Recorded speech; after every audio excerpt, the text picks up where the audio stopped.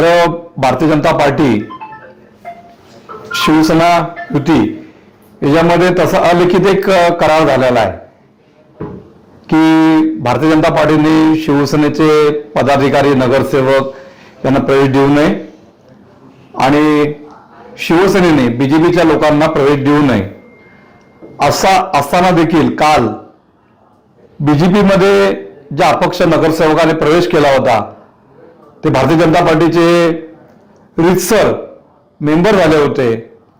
त्यांना भारतीय जनता पार्टीचं त्यांना आणि त्यांच्या बहिणीला तिकीट जाहीर झालं होतं।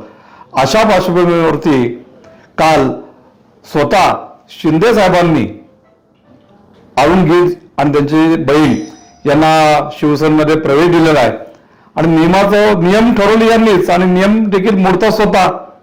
खरं तर भारतीय जनता पार्टीच्या मागे खूप लोक आज शिवसेनेतली इच्छुक आहेत प्रवेश करण्याकरता।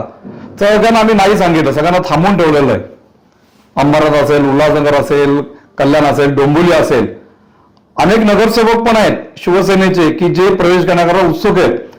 पण असं युतीमध्ये ठरलेलं आहे की एकमेकांची घेऊ नये आणि युती होणार आहे, 100% युती होणार आहे। अशा प्रकारचे संकेत स्वतः शिंदे साहेबांनी, स्वतः मुख्यमंत्री देवेंद्रजी फडणवीस साहेबांनी, भाजपचे प्रदेशाध्यक्ष रवींद्रनाथ चव्हाण यांनी स्वतः मीडियाच्या मार्फत सर्वांना सांगितलेलं आहे। अशा पार्श्वभूमीवरती असं लक्षात येतं की शिवसेनेला भाजपवर युती करायची नाहीये।